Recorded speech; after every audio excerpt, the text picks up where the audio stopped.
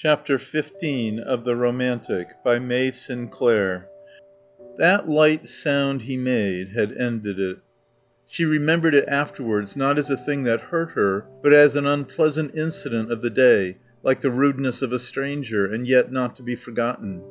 It had the importance of extreme finality, his answer to everything, unanswerable. She didn't care. She had ended it herself, and with so clean a cut that she could afford to let him have that inarticulate last word. She had left him nothing to do but keep up his pretense that there had never been so much as a beginning. He gave no sign of anything having been between them, unless his attitude to Sutton was a sign. It showed the next day, the terrible Sunday that was ending everything. Yesterday he had given orders that Charlotte should drive Sutton while he drove by himself. Today he had changed all that. Gwinnie was to drive Sutton and Charlotte was to go out alone. And he had offered himself to McClane. To McClane. That gave her the measure of his resentment. She could see that he coupled her with Sutton while he yet tried to keep them apart. He was not going to have more to do with either of them than he could help. So that she had hardly seen or heard of him that day. And when the solid work began, she found that she could turn him out of her mind as if he had never been there. The intolerable burden of him slipped from her. All morning she had a sense of cold clearness and lightness, and she judged that her deliverance was complete. She had waited a long time with her car drawn up close under the house wall in the long street at Melle. McClane's car stood in front of her waiting for John. He was up there on the battlefield with Sutton and McClane. McClane had kept him off it all day. He had come to her when they started and told her not to worry. Conway would be all right. He would see that he didn't get into places where unsuitable places. He would keep him driving. But in the end, one of the stretcher bearers had given in, and John had to take his turn. He had been keen to go. Keen. She could see him swinging along up the road to the battlefield, and McClane with him, running to keep up with his tall stride. She had taken her turn too, and she knew what it was like up there. Endless turnip fields. Turnips thrown up as if they had been pulled, livid roots that rotted, and the wounded and the dead men lying out among them. You went stumbling, the turnips rolled and slipped under your feet, seeing things. Her mind looked the other way, frightened. She was tired out, finished. She could have gone to sleep now, sitting up there on the car. It would be disgraceful if she went to sleep. She mustn't think about the battlefield. She couldn't think. She could only look on at things coming up in her mind. Hoeing turnips at Barrow Hill Farm? Supposing you found dead men lying out on the fields at Stowe? You would mind that more. It would be more horrible. She saw herself coming over the fields, carrying a lamb that she had taken from its dead mother. Then she saw John coming up the field to their seat in the beech ring. That hurt her. She couldn't bear it. She mustn't think about that. John was all right. He wasn't shirking. They had been away so long now that she knew they must have gone far down the battlefield, deep into it. The edges and all the nearer places had been gleaned. It would be dark before they came back. It was getting dark now, and she was afraid that when the light went she would go to sleep.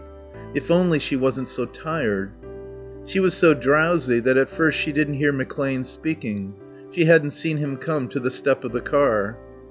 McClane's voice sounded soft and unnatural and a little mysterious. "I'm afraid something's happened." "Who to?" "Well..." The muffled drawl irritated her. Why couldn't he speak out? "Is John hurt?" "I'm afraid so." "Is he killed?" "Well, I don't know that he can live. A German's put a bullet into him." "Where is he?" She jumped down off the car. McClane laid his hand on her arm. "Don't. We shall bring him in." "He's dead then?" "I think so. You'd better not go to him." "Of course I'm going to him. Where is he?" He steered her very quickly and carefully across the street, then led her with his arm in hers, pressing her back to the dark shelter of the houses. They heard the barking of machine guns from the battlefield at the top and the rattle of the bullets on the causeway. These sounds seemed to her to have no significance. As if they had existed only in some unique relation to John Conway, his death robbed them of vitality. The door of the house opened a little way. They slipped into the long, narrow room, lighted by a few oil lamps at one end. At the other, John's body lay on a stretcher set up on a trestle table, his feet turned outwards to the door, ready. The corners at this end were so dark that the body seemed to stretch across the whole width of the room.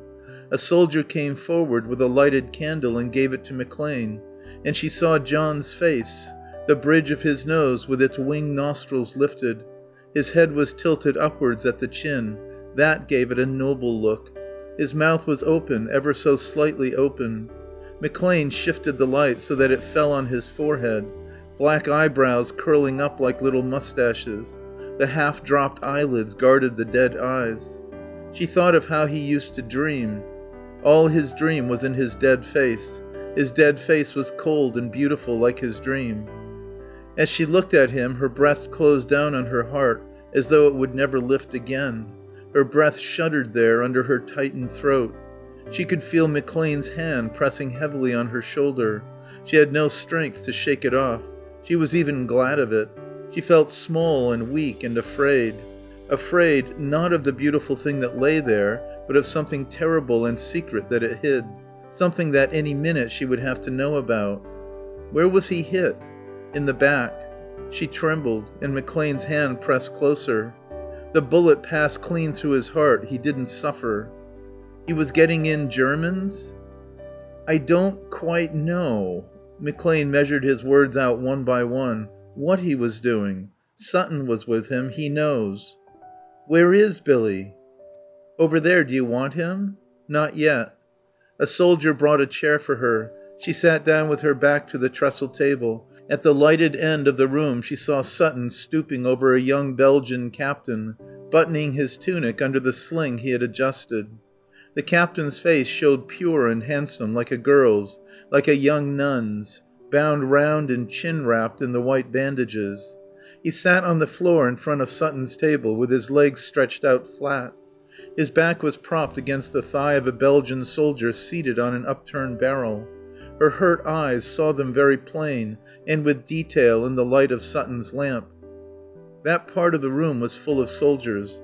She noticed that they kept clear of the trestle table as they went in and out. Only one of them, the soldier who supported the young captain, kept on looking, raising his head and looking there as if he couldn't turn his eyes away. He faced her. His rifle stood steadied by his knees, the bayonet pointing up between his eyes. She found herself thinking. It was Sutton's back that made her think. John must have been stooping over the German like that. John's wound was in his back. But if he was stooping, it couldn't have come that way. The bullet would have gone through his chest. Perhaps he had turned to pick up his stretcher. Billy was there. He would tell her how it had happened. She thought, no, I've had enough. I shall give it up. I won't ask him. But she knew that she would ask him. Once started, having gone so far, flash by flash and step by step, she couldn't give it up. She would go on even now till her knowledge was complete. Then she was aware again of the soldier's eyes. They were very large and bright and black in his smooth boy's face. He had a small, innocent boy's mouth that seemed to move, restless and fascinated like his eyes. Presently she saw that he was looking at her, that his eyes returned to her again and again, as if he were aware of some connection between her and the thing that fascinated him, as if he were somehow connected. He was listening to her now as Sutton spoke to her. We must get him away quick. Yes, do let's get him away. Sutton shook his head. He was thinking of the wounded captain. We can't yet. I'll come back for him. Then I'll wait with him here. Oh no, I can't leave him. It isn't safe. The place may be taken. I won't leave him. Sutton hesitated. I won't, Billy. McClane, she says she won't leave him. Then McClane said, we must take him now. We'll have to make room somehow.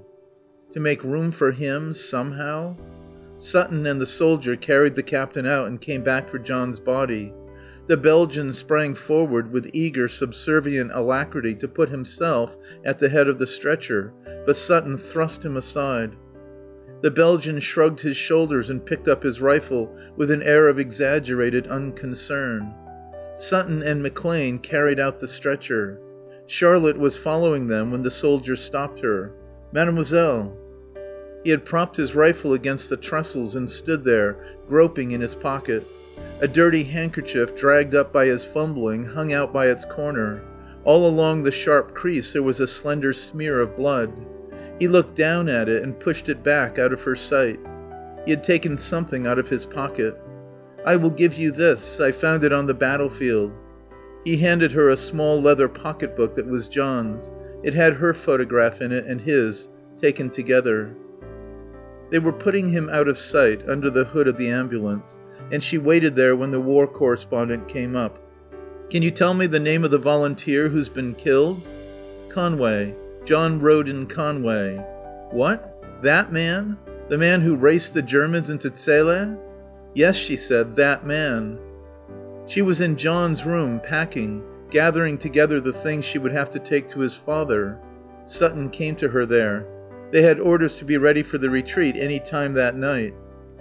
Billy had brought her John's wristwatch and cigarette case. "Billy," she said, "that soldier gave me this." She showed him the pocketbook. "What soldier?"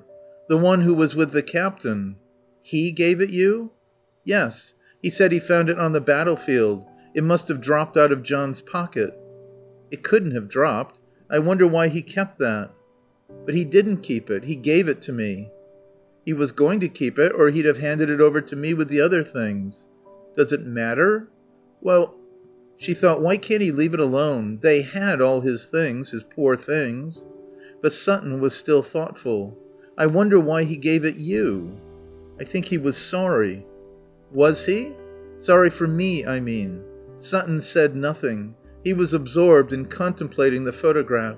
They had been taken, standing by the hurdle of the sheepfold, she with the young lamb in her arms and John looking down at her. "That was taken at Barrow Hill Farm," she said, "where we were together. He looked just like that. Oh, Billy, do you think the past's really past? Isn't there some way he could go on being what he was?" "I don't know, Sharlie. I don't know." "Why couldn't he have stayed there? Then he'd always have been like that. We should never have known." "You're not going to be unhappy about him?" "No. I think I'm glad. It's a sort of relief. I shan't ever have that awful feeling of wondering what he'll do next. Billy, you were with him, weren't you?" "Yes." "Was he all right?" "Would it make you happier to think that he was, or to know that he wasn't?" "Oh, just to know." "Well, I'm afraid he wasn't, quite. He paid for it, Sharlie. If he hadn't turned his back he wouldn't have been shot." She nodded. "What? You knew?" No, I wasn't sure." She was possessed of this craving to know everything. Short of that she would still be bound to him. She could never get free. "Billy, what did happen, really? Did he leave the German?" "The German?" "Yes. Was that why he shot him?" "The German didn't shoot him. He was too far gone, poor devil, to shoot anybody. It was the Belgian captain that he left. He was lying there, horribly wounded. His servant was with him. They were calling out to Conway." "Calling to him?" "Yes. And he was going all right when some shrapnel fell, a regular shower bath quite near, like it did with you and me. That scared him and he just turned and ran. The servant shouted to him to stop, and when he wouldn't he went after him and put a bullet through his back." "That Belgian boy?" "Yes. I couldn't do anything. I had the German. It was all over in a second. When I got there I found the Belgian standing up over him, wiping his bayonet with his pocket handkerchief. He said his rifle went off by accident." "Couldn't it? Rifles do." "Bayonets don't. I suppose I could get him court-martialed if I tried, but I shan't. After all, it was his captain. I don't blame him, Charlotte." "No. It was really you and me, Billy. We brought him back to be killed." "I don't know that we did bring him, that he wasn't coming by himself. He couldn't keep off it. Even if we did, you wouldn't be sorry for that, would you?" "No. It was the best thing we could do for him." But at night, lying awake in her bed, she cried. For then she remembered what he had been, on Barrow Hill, on their seat in the beech ring, through the Sunday evenings when feeding time and milking time were done. At 4:00 in the morning she was waked by Sutton, standing beside her bed. The orders had come through to evacuate the hospital. 3 hours later the ambulances had joined the great retreat. End of chapter 15. Recording by Expatriate in Bangor, Maine.